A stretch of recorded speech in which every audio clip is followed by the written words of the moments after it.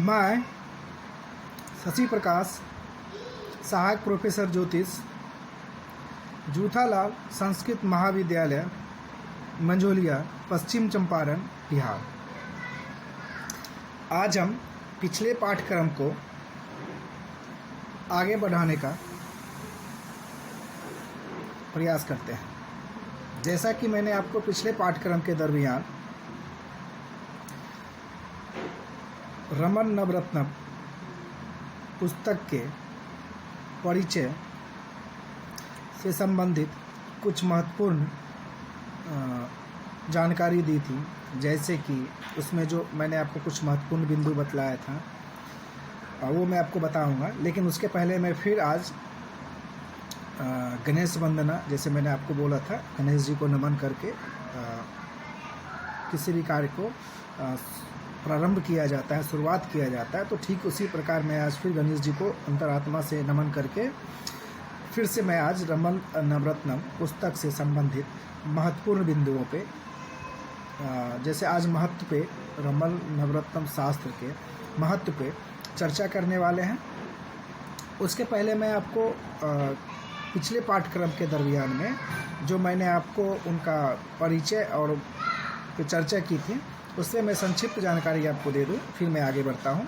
जैसा कि मैंने आपको बताया था कि ये जो रमन नवरत्नम पुस्तक का जो निर्माण हुआ था, ग्रंथ की रचना हुई थी, ये रचना उनके मन में जो विचार उत्पन्न हुआ था वो तीर्थाटन के दरमियान हुआ था। और वो उस समय जो तीर्थाटन करने के लिए गए थे उज्जैनी पहुँचे हुए थे। उज्जैनी पहुँचने और उसी तीर्थाटन के दरमियान उनके मन में एक विचार उत्पन्न हुआ था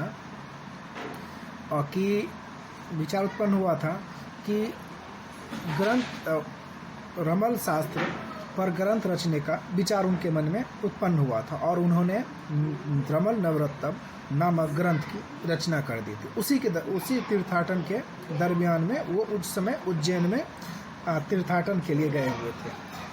इसके अलावा मैंने आपको कुछ जानकारी दी थी, जैसे वो उनका जो उस समय का निवास स्थान था वो काशी था।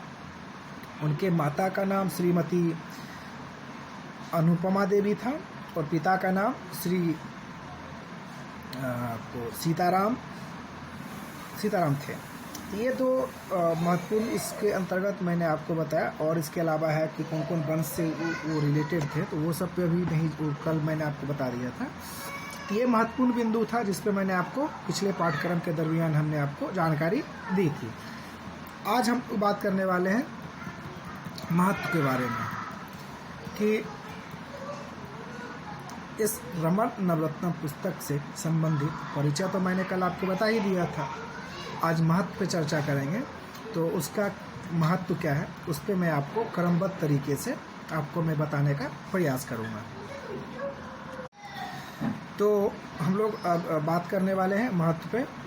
तो रमल शास्त्र रामालामृत, गर्गम संहिता, श्रीपति एवं भट्टोत्पल के रमल ग्रंथ का उल्लेख अप्रोच सूची में उपलब्ध है। मैंने आपको ये इसलिए जानकारी दी ताकि पता होना चाहिए ये जो पुस्तक रमन नवरत्नम है ये कहाँ कहाँ पहले से ही सूचीबद्ध किया गया है। पर पंडित परम सुख उपाध्याय जी ने रमन नवरत्नम को सरल और सुबोध हेतु हिंदी भाषा को युगानुकूल रखने का पूर्ण प्रयास किया।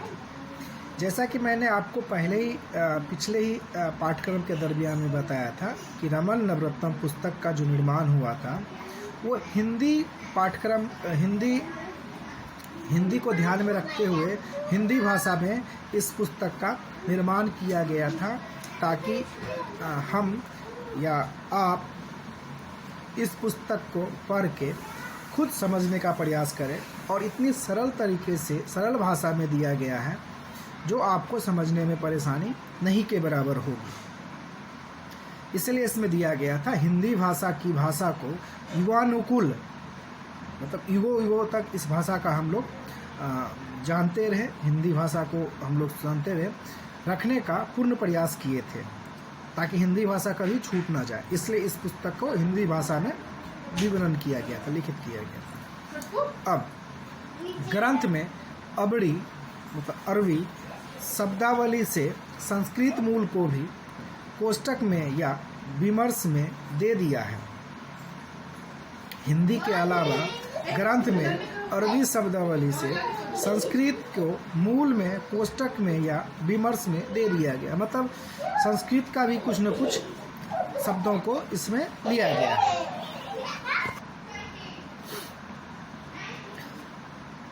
मूल पाठ को शुद्ध रूप देने का प्रयास किया गया था। विषय को अद्योपांत इस प्रकार से प्रस्तुत किया गया है कि रमल जैसे गूढ़ विषय को पाठगण बिना गुरु की सहायता से समझ सके। इस बिंदु मैंने ये आपको पहले ही बताया था कि हिंदी में इसलिए दिया गया था ताकि जो भी पाठ्यक्रम का पढ़ो, जो पाठ्यक्रम का अध्ययन करे, उनको बिना किसी गुरुजन के मदद से सभी बिंदुओं को समझने में सुविधा हो और सरल तरीके से इसमें व्याख्यान किया गया है। जो चीज़ में भी अभी आपको बतला रहे थे हम आपको बतला रहे थे अभी कि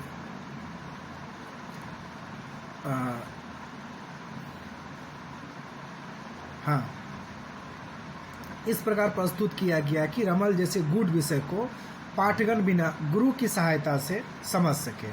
ग्रंथ की शैली सुस्पष्ट है, मतलब ग्रंथ में जो शब्द लिखा गया है वो सुस्पष्ट है और सरल है। रमल शास्त्र के ज्ञान को भी भली प्रकार से व्यक्त करने में सक्षम है, मतलब अगर आप इसको सही तरीके से पढ़िएगा तो इसमें वो सारी ज्ञान आपको सही तरीके से समझ में भी आएगा और कि इसमें क्या दिया गया, किन बिंदुओं पर चर्चा की गई है। इसी क्षमता के कारण इस ग्रंथ की लोकप्रियता दिन ना दूनी मतलब कंटिन्यू क्रमबद्ध तरीके से बढ़ते जा रही है, मतलब लगातार इसका जो लोकप्रियता है वो बढ़ती जा रही है, क्योंकि रमल शास्त्र को अच्छे प्रकार से समझाया गया है और गागर में सागर भरने के पूर्ण प्रयास किया गया है।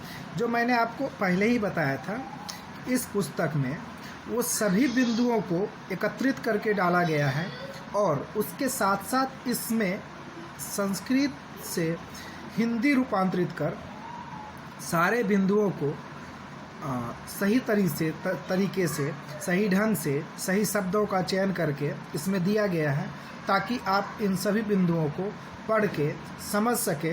जैसे कि इसमें दिया हो गया है कि गागर में से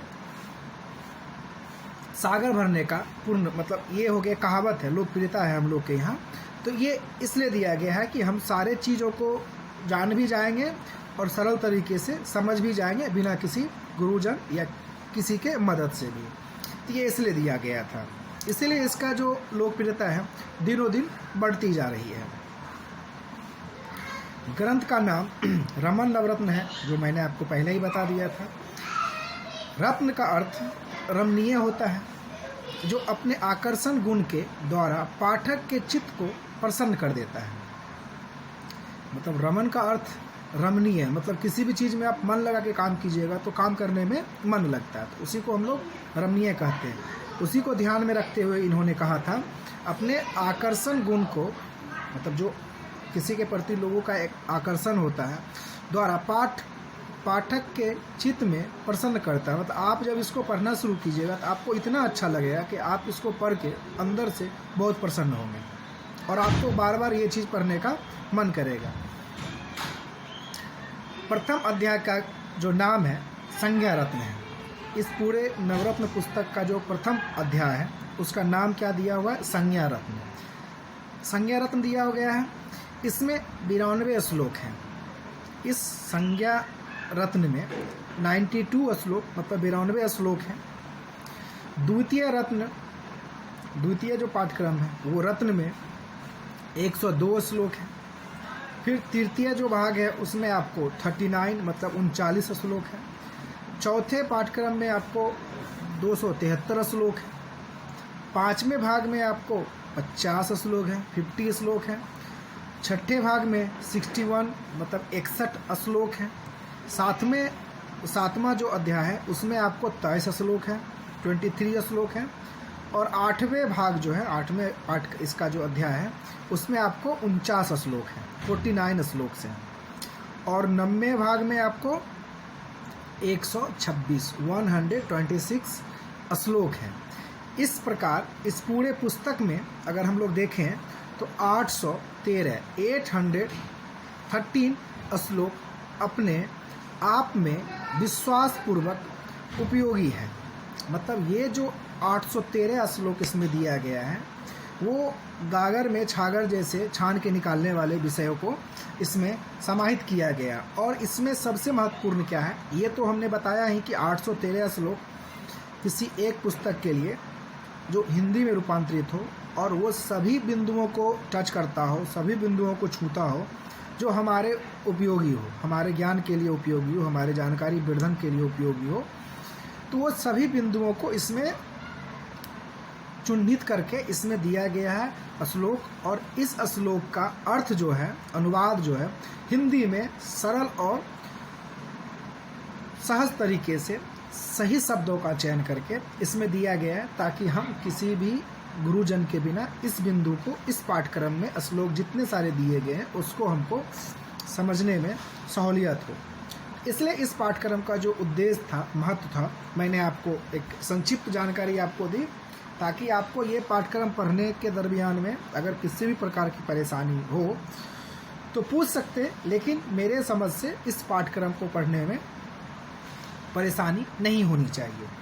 और जितने सारे श्लोक दिए गए हैं सब श्लोक का अपने आप में एक महत्व है, काहे कि सभी श्लोक को समंदर से खोज के निकाला गया। समंदर मतलब ज्ञान वाले, ज्ञानवर्धन पुस्तक जितने सारे दिए गए थे, जो मैंने आपको पिछले पाठ्यक्रम के दरमियान में बताया, उन सभी पुस्तकों के माध्यम से, उन सभी ग्रंथों से महत्वपूर्ण श्लोक को निकाल के इस पुस्तक में लिखा गया है, जिसका हिंदी में अनुवाद किया गया है ताकि हमको समझने में सुविधा ना हो।